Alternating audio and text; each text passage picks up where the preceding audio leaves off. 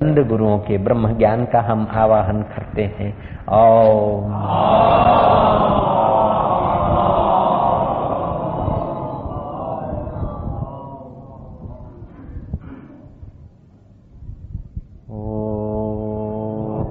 अपने परमात्मा में प्रतिष्ठित करते हैं। ऐ साधक तू भी इच्छा होगी आंख खोलने की, लेकिन सावधान रहना।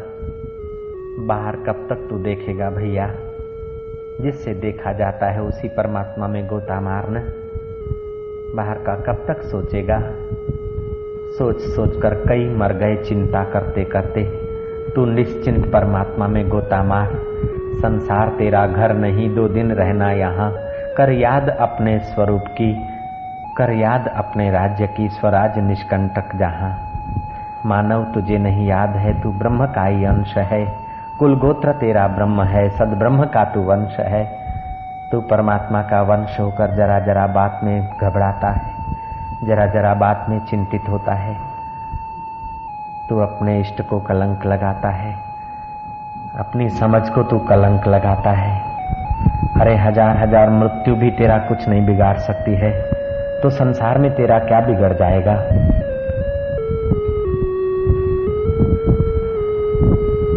संसार की चिंता मूर्ख लोग करते हैं। साधक लोग तो अपने स्वरूप को पाने के चिंतन में रहते हैं। नश्वर चीजों की लालच में तो मूर्ख लोग भटकते हैं, लेकिन शाश्वत को पाने के लिए साधक लोग प्रोत्साहित रहते हैं। उन मूर्खों को पता नहीं कि जिंदगी भर घिस डाला खोपड़ी को, जिंदगी भर घिस डाला संसार के संबंधों को और संसार की वस्तुओं को पाने के लिए, लेकिन सब घिस घिस के मर गए खोपड़ी को और अंत में कई योनियों में भटकते रहे। बेसाधक धन्य है जो कुछ समय निकालकर अपने परमात्मा में बंदगी करने का दृढ़ निश्चय करते हैं, अपने अंतर्यामी में गोता मार के अपना जीवन धन्य करते हैं। है इंसान, तुझे सब दुखों से छूटना है, परम सुख पाना है, सदा सदा के लिए मुक्त होना है, परम निर्भीक साम्राज्य में प्रवेश करना है, असली राज्य पाना है। तो चल उठ खड़ा हो जा, अपने ही आत्मा में डेरा डाल। कीड़ी के आगे सब जनावर जंतु बड़े हो जाते हैं और हाथी के आगे सब जनावर छोटे हो जाते हैं। ऐसे देहाध्यासी के आगे सब संसार के आकर्षण बड़े हो जाते हैं और आत्मानुभूति वालों के आगे यक्ष गंधर्व किन्नर और देवों के वैभव भी तुच्छ हो जाते हैं।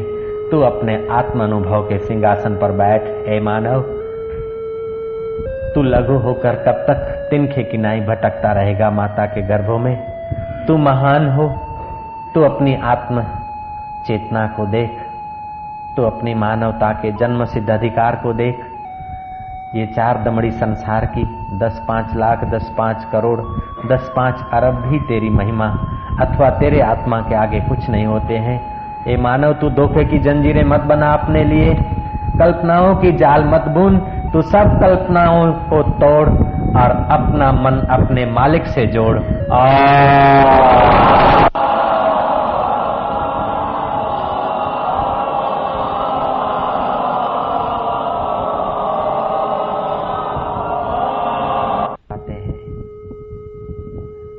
हमारा देव कोई आकाश पाताल में नहीं, हमारा देव कोई मत मजहब पंथ के वाड़े में ही नहीं। हमारा वह देव है जो दिल की हर धड़कन को सत्ता देता है। हमारा वह देव है जो इंद्र आदि उसकी सत्ता लेते हैं। हमारा वह देव है जिससे ब्रह्मा जी सृष्टि करने का सामर्थ्य लाते हैं और श्री विष्णु उसी देव में आराम पाते हैं। उसी देव में अब हम भी ध्यानस्थ हो रहे हैं। उस परम देव का हम ध्यान करते हैं जो प्राणी मात्र का आत्मा है और जो परम समर्थ है। उस पर ब्रह्म परमात्मा का हम ध्यान करते हैं जो आकाश से भी अधिक सूक्ष्म और अनंत ब्रह्मांडों में व्याप्त है, जो व्याप्त और व्यापक भाव से भी रहित, गुण और दोष से भी रहित, जिसकी जरा सी सत्ता लेकर ये प्रकृति अनंत अनंत लीलाएं कर रही है। उस लीलाओं के आधारभूत गुणातीत, देशातीत, कालातीत उस परमात्मा का हम ध्यान कर रहे हैं, जिसका ध्यान करने वाला स्वयं ही उसके रूप में तदाकार हो जाता है। उस चैतन्य वपु का हम चिंतन करते हैं, जिसका ध्यान करने से, हे रामचंद्र जी, वशिष्ठ महाराज कहते हैं, जिसमें 13 निमेष विश्रांति पाने से जगत दान करने का फल होता है, जिसके ध्यान के 17 निमेष भी सफल हो जाएं तो आदमी अश्वमेघ यज्ञ करने के दान को प्राप्त होता है। और आधा घंटा अगर उस अंतर्यामी परमात्मा के ध्यान में कोई तल्लीन रहे तो अनंत यज्ञ करने के फल को पाता है। जिन महापुरुषों का दर्शन करके संसारी लोगों के पाप, ताप और चिंताएं दूर हो जाती है, जिन संत पुरुषों का दर्शन करने से दिल पवित्र हो जाता है, जिन संतों का दर्शन करने से हृदय में भक्ति, ज्ञान, वैराग्य और आत्मानंद का खजाना झूम उठता है, ऐसे संत भी अपने परमात्मा का ध्यान करके, उस अंतर्यामी परमात्मा का ध्यान करके लोगों को पवित्र करने का सामर्थ्य लाते हैं। उस परम समर्थ परमात्मा का हम भी ध्यान करते हैं। ओम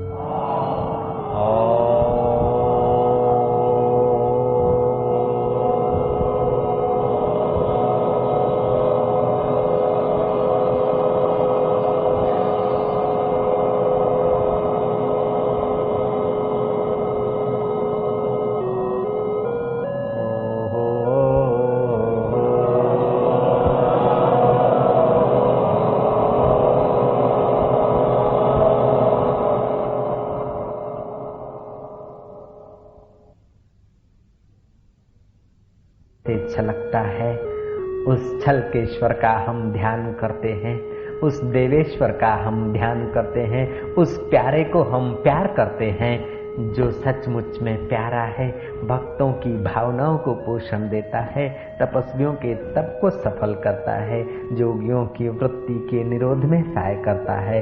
लेकिन जो सतगुरु के सतशिष्य होते हैं उनको सब वृत्तियों से पार करके अपना आप दिखा देता है। उस अलख का हम आदर करते हैं। हरि हरि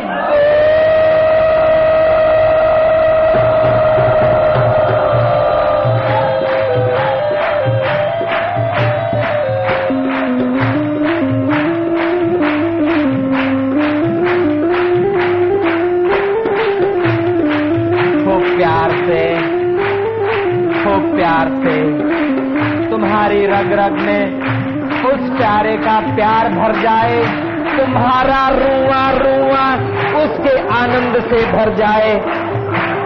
पूरे मन से, पूरे प्राणों से, पूरे दिल से, पूरे दिमाग से, पूरे अहोभाव से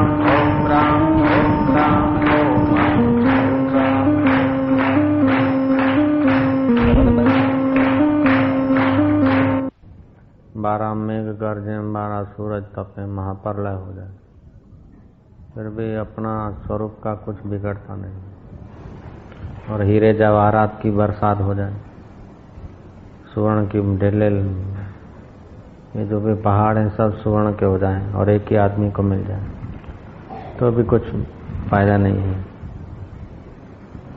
अपने स्वरूप में कोई फायदा नहीं है। फायदा और नुकसान मूर्खता से मन में कल्पा हुआ है। अपने असली आत्मा के आगे देखा जाए तो 12 मेघ गरजो, सूरज तपो, महाप्रलय हो जाए, तभी भी अपना कुछ नहीं बिगड़ता।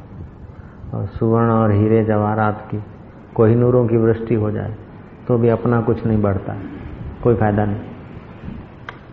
फायदा और नुकसान मन की वृत्ति से कल्पना है। देह को मैं मानकर मन की वृत्ति से कल्पना है। और वृत्तियां जिस समय जैसी निकलती है, जैसी होती है, ऐसा सच्चा लगता है। और वृत्तियां माया है, यही तो माया है, मनोवृत्ति। तो भोगी की वृत्ति में भोग भरा है, त्यागी की वृत्ति में त्याग है। तो धर्म जो है भोग में नियंत्रण लाता है और सुखद भोग देता है। उपासना इस लोक और परलोक में सुख सुविधा देती है। योग वृत्ति को शांत करता है, शांति देता है। लेकिन तत्वज्ञान एक ऐसी चीज है कि सब जिससे सिद्ध होते हैं, सब जिससे प्रकाशित होते हैं, उसमें खड़ा कर देता है। इसीलिए मत, मजहब, पंथ, जो जिसको वेदांत समझ में आ गया उसको बाकी का सब समझ में आ जाएगा। जिसने थड़ को समझ लिया वो टहनियों और डाल और पत्तों को समझ जाता है। ऐसे ही जिसने अपने असली मैं को समझ लिया उसने महाराज लोक लोकांतर सब समझ लिया, उसकी कहीं आसक्ति नहीं होगी। हम ना समझते बच्चे थे तो खिलौनों में बड़ी आसक्ति, आने दुआने में भी बड़ी प्रीति थी। लेकिन हम लोग जब समझदार हो गए तो आना दुआना क्या होता है, रुपए 2 रुपए क्या होता है, 10-20 रुपए भी क्या होते हैं आजकल, उसमें इतनी आसक्ति नहीं होती। जो आदमी 4 पैसे, जो बच्चा 4 पैसे के लिए रो रहा था, एक लॉलीपॉप, एक चॉकलेट के लिए रो रहा था, वही बच्चा जवान हो गया, IAS हो गया, उसको याद दिला दो कि तुम चॉकलेट के लिए रो रहे तो लो 2 चॉकलेट ले लो, तो क्या खुश हो जाएगा? नहीं। नासमझी से जो चीज आकर्षित कर रही थी, समझ आते ही उस चीज का पोकड़ खुल जाता है। नासमझी से जो चीज महत्वपूर्ण लग रही थी, समझ से वो चीज तुच्छ हो जाती। तो जैसे बचपन के चॉकलेट वाला बच्चा जब कलेक्टर हो जाता है तो उसको 2-4 चॉकलेट तो क्या, लेकिन 25-50 चॉकलेट से भी आप प्रभावित नहीं कर सकते। ऐसे ही जिसको अपने असली स्वरूप की समझ आ जाती है आत्मा की, फिर इसको इस दुनिया का तो क्या महाराज 14 भुवनों के वस्तुओं से भी आप उस ब्रह्मवेता को प्रभावित नहीं कर सकते। तो दुनिया के सब चीजें, अब महाराज कोहिनूर की वृष्टि हो जाए फिर भी तुम्हारा कुछ नहीं फायदा होता है, तुम ऐसे महान हो। और प्रलय काल का मेघ बरसे, 12 सूरज तप जाए, फिर भी तुम्हारा रत्ती भर भी नुकसान नहीं होता, तुम वो चीज हो। लेकिन मजे की बात है कि इतने सुहावने और सुंदर हो कि जैसा ड्रेस पहनते हो ऐसा ही अपने को मानते हो। जैसे साफ आईना होता है ना, उधर जो सामने रख दो वही दिखेगा अंदर, ऐसे ही तुम्हारा चैतन्य आत्मदेव, तुम इतने साफ सुथरे हो कि मनीराम जो भी सामने लाके खड़ा कर देता है, अथवा मनीराम में जो जैसे संस्कार भर देता है, आप ऐसे ही अपने को मानने लग जाते हैं। सिक्का मारना आपका स्वभाव है, हस्ताक्षर कर देते बस। आपने वजीर पर इतना विश्वास कर दिया कि बस आंखें पूर के सही करते आए हैं, और उस कम वक्त ने डाल दिया कैद में। कैदी नहीं बनाया, स्त्री बना दिया और खुद मर्द हो गया। मन हो गया मर्द और हम हो गए औरत। स्त्री हो गई। और मर्द भी ऐसा कि जगे तो घर के बाहर भाग जाए और आए तो सामने देखे नहीं और सो जाए। ऐसे ही हमारा मन जब हम उठते हैं तो संसार में दौड़ता है, और महाराज जब घर में आया तो सो गया बस। अब ऐसे मन, ऐसे पति से कौन सी स्त्री खुश होगी? आंख खुलते ही बाजार चला जाए और घर आते ही घस घसाट सो जाए, और कभी निहारे भी नहीं, देखे भी नहीं, उस स्त्री का क्या हाल होगा? ऐसे ही मन का हाल, मन हमारे को स्त्री बना दिया। जब जगता है तो बहिर्मुख हो जाता है और आता है तो सो जाता है कोने में बैठ, हमारी ओर देखता ही नहीं कि हम क्या चाहते हैं। हम चाहते हैं पूर्ण स्वतंत्रता, ऐसा जीवन चाहते जिसमें मौत न हो, ऐसा सुख चाहते जिसमें दुख न हो, ऐसा रस चाहते जिसमें नीरसता नहीं हो। लेकिन ये पतिदेव है तो दास, लेकिन पतिदेव होके बैठ गए, सामने तक नहीं देखते। आते हैं भीतर तो सो जाते हैं कोने में, अंतःकरण उपहित, एक अंतःकरण की वृत्ति, और जब जगते हैं तो बहिर्मुख हो जाते हैं। ये घासનું શું થશે, ભેંસોનું શું થશે, પાણીનું શું થશે, પણ આ આયુષ્ય નાશ થઈ રહ્યું છે એનું તો વિચાર શું થાય છે? मन धोखा दे रहा है। इसीलिए गीताकार कहते हैं मन एवं मनुष्याणाम कारणम बंध मोक्षयो, मन ही हमारे बंधन का और मुक्ति का कारण है। राजे महाराजे राजपाट छोड़कर ये बात को समझने गए और बिठाने गए, महापुरुषों के हृदय को झेलने को गए। 12-12 साल सिर में खाक डालकर, बुहारी लगाकर भिक्षा मांग के घर का खाते थे और गुरुओं की सेवा करते थे।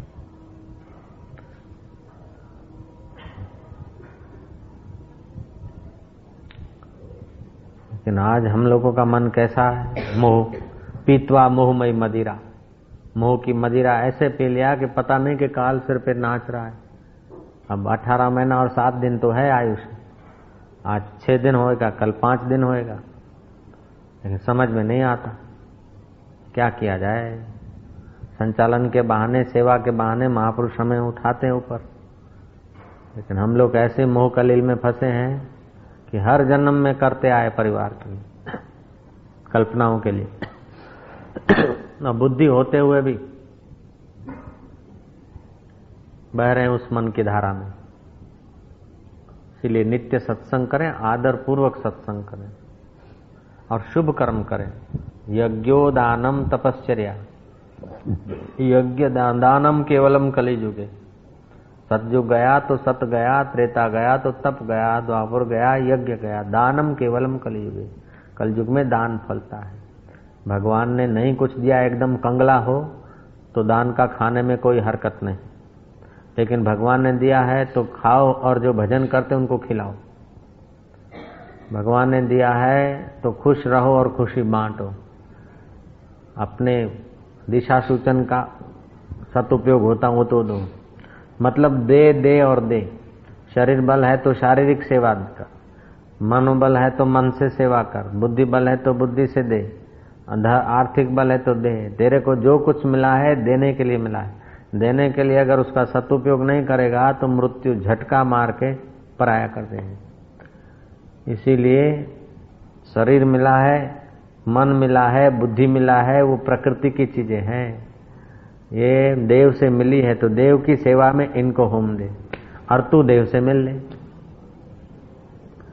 संसार तेरा घर नहीं, 2 दिन रहना यहाँ। महापुरुषों में और हम लोगों में क्या फर्क है?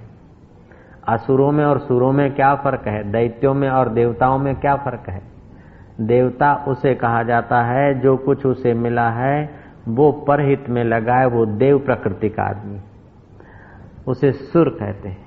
आ तो देव जेवा भाई छे, आ तो देव जेवा मानव छे। और असुर किसे कहते हैं? जो कुछ मिला है वो अपने लिए। अब आखिरी छोटी सी कथा है, फिर प्रसाद बांट दो। प्रसाद बंट रहा है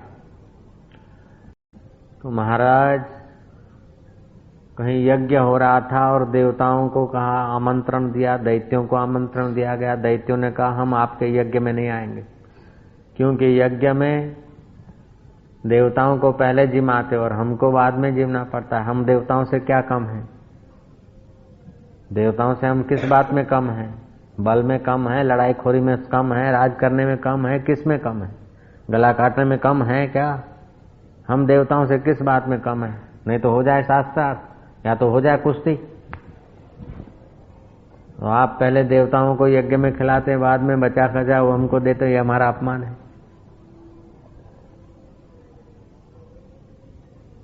तो बोले फिर क्या किया जाए? आप कैसे राजी होंगे कि पहले हमारी पंगत लगेगी, बाद में देवड़े खाएं? ये अगर मंजूर हो तो हम आपके यज्ञ में आए। कहानी कहती है कि यज्ञकर्ताओं ने कहा चलो ठीक है, मंजूर है, लेकिन हमारी भी एक शर्त है कि आपकी कोनी को हम लठ बांध देंगे, देवताओं की कोनी को भी लठ बांध देंगे, हाथ को छोटी सी कोनी के आगे लठ बांध देंगे, लकड़ी। देवताओं को भी लकड़ी बांध देंगे कोनी के आगे, तुमको भी लकड़ी बांध देंगे, ये हमारी शर्त है। और पहले तुम खाना, फिर बाद में देवताओं को खिलाए। उन्होंने कहा सब शर्त मंजूर है, लेकिन पहले हमारा भोजन होना चाहिए। बोले ठीक। देवताओं को भी बांधोगे? बोले हाँ, देवताओं को भी बांधेंगे कोनी में लकड़ी, और तुम्हारी कोनी पे भी लकड़ी बांधेंगे, कोनी यूं मुड़ नहीं सकेगी, ये हमारी शर्त है।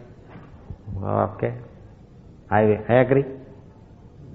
एग्री हो गए महाराज। वो महाराज पंगत लगी,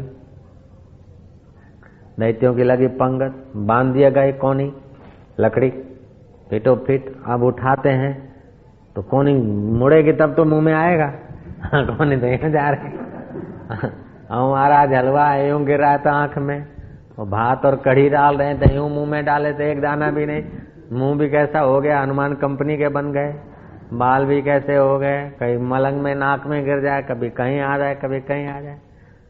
है सब, कहीं खीर, कहीं दही बड़े, कहीं वो तमाम प्रकार की वानगियां थी, लेकिन भूखे के भूखे रह गए। आकर उठना पड़ा झक मार के। माल सामग्री होते हुए भी भूखे के भूखे। अब आया देवताओं का वारा। देवताओं ने देखा कि कोनी बंद गई, कोई बात नहीं। जो लोग परहित का काम करते हैं उनकी बुद्धि विकसित होती है, और जो लोग स्वार्थ से ही जीते हैं उनकी बुद्धि कुंठित होती है। समझ लेना अच्छी तरह से। जयराम जी की परहित करते करते बुद्धि इतनी विकसित हो क्या, हाँ, परब्रह्म परमात्मा को जान सके, ऐसी बुद्धि बनाना है। ऐसा नहीं कि नट बोल्ट बुद्धि जान लिया तो क्या जाना, ये तो मजदूर है। आईएएस भी हो गया, ये बैठे हैं आईएएस भी हो गए तो क्या है। बुद्धि को ऐसा बनाओ कि जहां से स्फुरित हुई है उस परमात्मा में टिक जाए। तो महाराज देवताओं की बुद्धि ऐसी थी, परहित करके बुद्धि का बल बढ़ता है।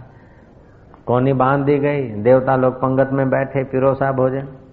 एक देवता उठा के अपने खाने का तो सोचे ही नहीं, सामने वाले के मुंह में धर दे, और वो सामने वाले के मुंह में धर दे, मजे से भोजन कर ले। बड़ा आराम से भोजन कर लिया, खूब तृप्त हुए। और दैत्य देखते ही रह गए।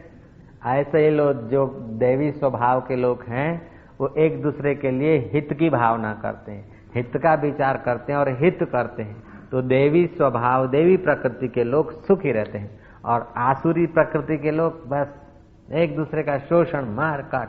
जब असुर बढ़ते तो समाज बेचारा बेचैन हो जाता। आसुरी स्वभाव के लोग बढ़ते हैं तो स्वयं भी परेशान और दुखी होते हैं, और दूसरे को संपर्क में आने वालों को भी परेशान करते हैं। और दैवी स्वभाव वाले होते हैं तो स्वयं भी खुशहाल और दूसरों को भी खुशहाल निहाल कर देते हैं। तो त्याग में दैवत्व है और भोग में असुरत्व है। तो असुर में और देव में क्या फर्क?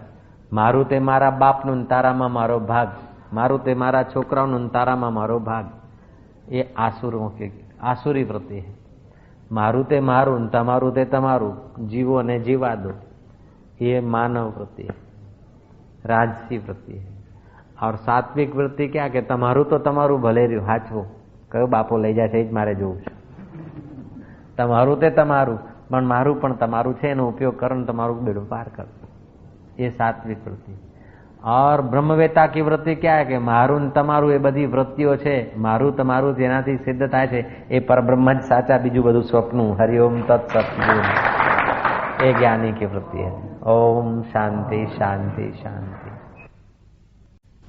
एक ऐसा आदमी था जो देखता रहता था चारों तरफ, उसको रंग लगे नहीं। देखा कि मैं अकेला ही हूं, तो मेरे आंखों में आंसू नहीं आते, हंसी नहीं आती। वो क्या किया उसने, लाल मिर्च होती है पटनी मिर्ची,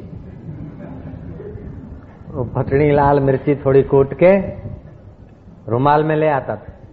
अच्छा, सब लोग जब रोए, भाव में आकर हंसे या रोए, तो ये क्या कर देते थे कि वो पटनी मिर्ची का रुमाल जरा आंखों को छुआ देते थे, आंखों से पानी।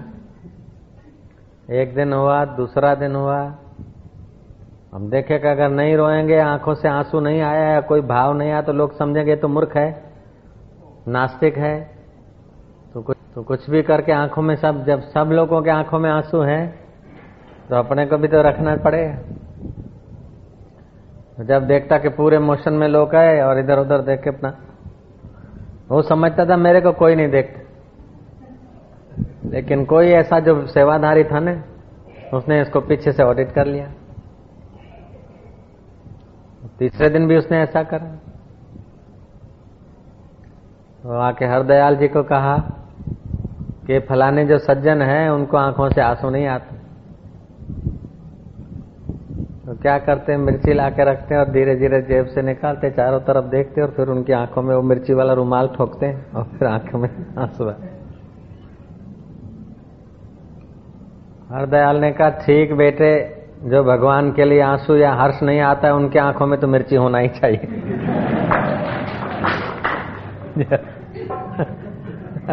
उनके आंखें मिर्ची के काबिल है। बेचारा बेनूर भले, जिस नूर में पिया की प्यास नहीं।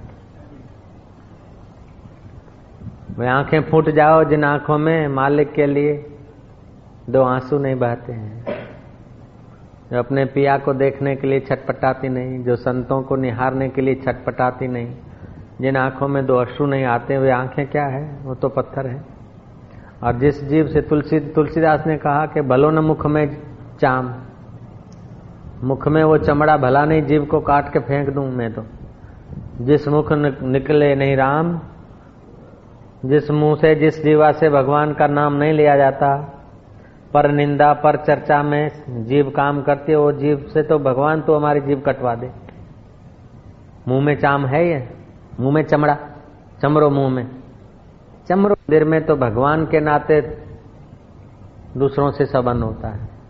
गुरु के द्वार जाते हो तो गुरु के नाते या सत्संग के नाते दूसरों से संबंध होता है। तो ऐसा ना हो कि कहीं सत्संग चुक जाए और संबंध ही तुमको घेर ले, क्योंकि संबंध बनाने की तो पुरानी आदत है, टुकड़ीबाजी बनाने की तो पुरानी आदत है। बजाओ उसमें भगवान देखो, और उसमें भगवान देखने की बजाय सब में भगवान देखो। और जब से सृष्टि चली है,